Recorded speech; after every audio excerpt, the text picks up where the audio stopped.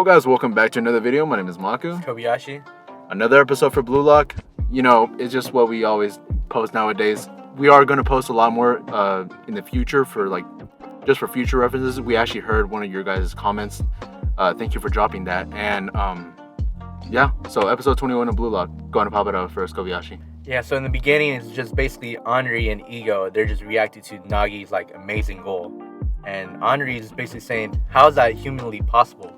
And the Ego is just explaining it's possible because due to the situation, it's just really competitive where he's just upping his level of play.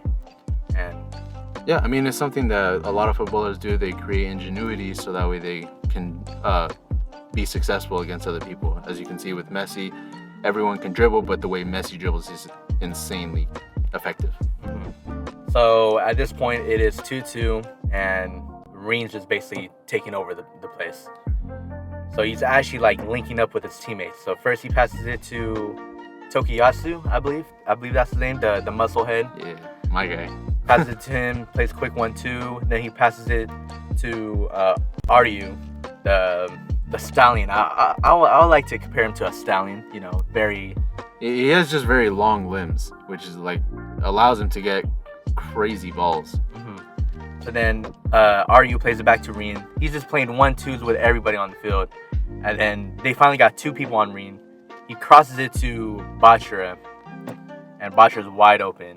And we basically get to see Reen's like a puppeteer. And he's like, what's the... Yeah, no, because Isagi was, at this point, he was like, oh, I am understanding how Reen plays. Mm-hmm. He's basically manipulating everyone on the field to his bidding. To his own benefit, yeah. Yeah. So then, obviously, Kobayashi was just stating, he was just seeing marionettes. Marionettes. That's the word I was looking for. Using everyone as marionettes. Mm-hmm.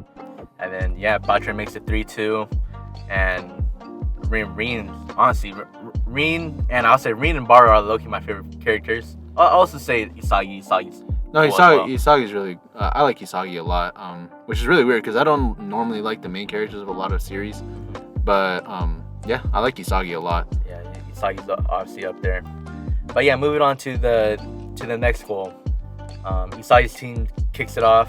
And like always, they pass it off to Chigiri. And Aryu actually has something to say about it. He's like, oh, wow, you guys going to do the same pattern again where you're just going to use your speed? And Chigiri's like, no, I'm actually going to do something different. And he actually cuts inside, which opens up space.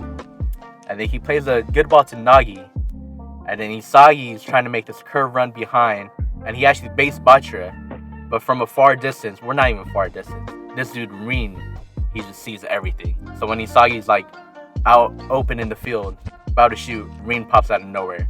Basically blocking him. And Isagi was just hesitating. And then Isagi tried to out-muscle Reen. But he notices oh, my physical isn't there. And they're just battling. And then Reen pokes the ball out. Oh no, he doesn't actually poke the ball out. Baru comes out of nowhere, steals the ball from Isagi. Because Reen basically can predict or calculate how the situation's going to come. But Reen didn't calculate Isagi's own teammates stealing the ball from him, which is crazy. Yeah. And to be fair, I don't know what it is, but the animators in Blue Lock, they just love Baru because whenever Baru, that's why I like Baru too. When he barged in, there was this huge lion, and obviously lion, king of the jungle. Yeah. And Baru's nicknamed the king. Mm-hmm. And obviously, so once Baru took it, he eventually ended up. It was basically showing that Isagi was having this breakthrough, saying that Baru is going to be the answer to our problem. Mm-hmm. Because. He's super sporadic. Very unpredictable. And so Baru makes it 3-2.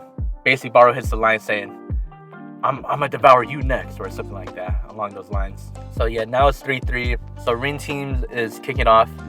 And Isagi actually has a new plan to try to neutralize Reen and the other members. He's basically using Chigiri and his speed to mark two people at once. So he's just pressing before they can make any decisions. So Reen plays it to Bachira. And then Bachira notices Isagi's backing off. And then when he notices Isagi, he didn't see Chigiri until the last second. And then he actually goes past both of them. But he didn't see Baru coming in. And then Baru stole the ball. And then Baru was just running along against I don't know how to pronounce his name. It's Toketsu, the swole guy. The swole guy, yes. So he does a Ronaldo chop, and then he was about to shoot, but Reen, he just has good positioning. He didn't predict that at all, but he had good positioning and poked the ball out. And then Butcher finally realized, he's like, wow, I can actually play soccer with these two monsters. And he was getting all happy. And then throw-in happened, and there's a scene where just the two monsters just ran past Butcher. And Butcher started thinking, am I playing with these guys, or are they testing me out? Basically. And Reen's team has the ball again. And then Isagi, obviously this is from Isagi's point of view. Isagi notices everyone's like stamina is getting depleted because everyone's playing at such a high level that they're going at 100%. But the only person that has like unlimited stamina is the swole guy. I keep forgetting his name.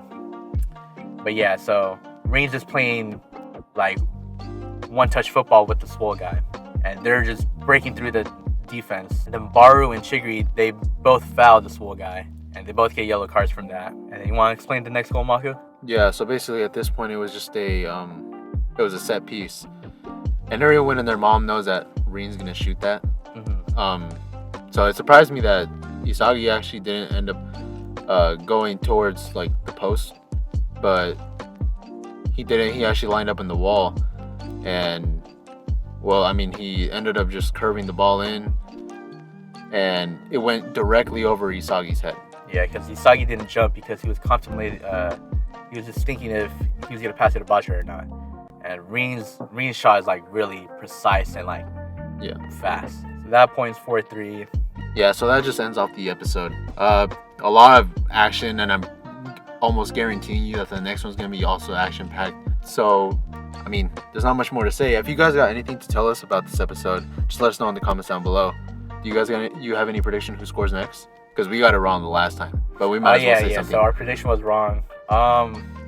Obviously Isagi hasn't scored yet, so I think Isagi's gonna make it 4-4. And yeah, that's our prediction. And then I believe, I don't want to say the victor because I already know the victor, but yeah. Yeah, so this is actually recorded in advance, so I actually ended up watching the next episode, so I won't give you my prediction because it'll just kind of spoil the whole like prediction. So you guys let us know who's gonna score next, and as always guys, if there's any anime you would like us to talk about, please let us know. My name is Maku. It's Kobayashi. And thank you.